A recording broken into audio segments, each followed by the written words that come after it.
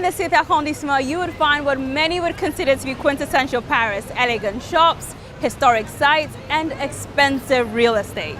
The median price for property here is 14,430 euros per square meter. That means a 350 square foot studio here would cost you over $500,000. But that's just one of the reasons why Paris has been named one of the most expensive cities in the world. During the 19th century, Paris was in a state of disarray as the city shifted between a republic, empire, and monarchy multiple times. In the early days, disgruntled Parisians would typically revolt against their leaders by blockading the narrow roads in the city, which prevented the movement of troops and hampered the military's ability to squash their protests. Napoleon III wanted to prevent these protests during his reign as president and then emperor, so he brought on controversial architect Georges Haussmann.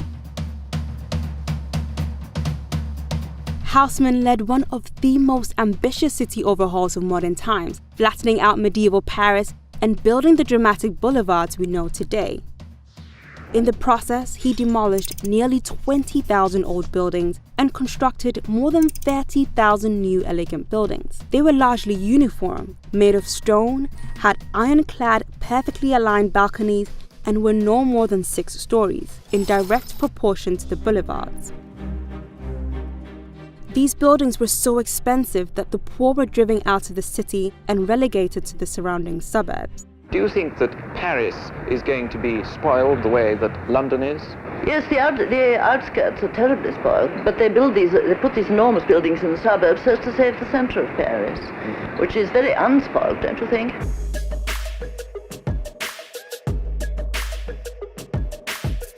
Parisian authorities have preserved much of Haussmann's transformation and have retained the city's horizontal and vertical limits from that era. That explains the lack of skyscrapers in the heart of Paris, unlike other cities such as New York, Hong Kong, or Dubai. Moreover, between 2000 and 2014, Paris has expanded its urban space by a mere 1.3%, compared to the global average of 4.3%. Economists say the vertical and horizontal restriction of the city severely limits housing supply. At the same time, demand for housing has increased, as more locals and foreigners seek opportunities in the city each year. In 2018, a record 61% of buyers who purchased homes for more than 4 million euros were non-residents of Paris. This helps explain why Paris is one of the most densely populated cities in Europe. This growing demand, coupled with the city's limited supply, contributed to the increasing prices of real estate in Paris. In the span of a decade, the price per square meter of a home in Paris has increased by 64%. While new laws have been passed to circumvent the height and width limits, experts say it may take years before Parisians see a change in housing prices. Differing policies by French presidents over the years have also influenced the city's demographics, which in turn impacts housing prices. Many wealthy Parisians who left under François Hollande's socialist administration are returning, enticed by President Emmanuel Macron's pro-business trickle-down approach. Paris has one of the highest concentrations of wealthy people in the world. As of 2018, 3,955 ultra-high net worth Parisians worth at least $30 million resided in the city. Experts say their return has increased demand and consequently the prices for luxury homes. Prices for these homes increased by 5.3% in 2018 and 12% in 2017. An influx of wealthy individuals into any city raises the average price of goods, and Paris appears to be no exception. One item that has seen a sharp increase in price is clothing. The cost of clothing has actually gone up by 14% in the last 6 months, and experts say the city's thriving luxury fashion industry is to blame. To stay competitive, luxury retailers in Paris have come up with creative ways to pique interest in their products. This helps increase the demand for their goods and allows them to get away with charging higher prices. For example, Europe's largest department store, the Galeries Lafayette, which houses several luxury brands, recently opened a more than 30,000 square foot or 2,800 square meter store dedicated to one of its largest consumer segments, Asian tourists.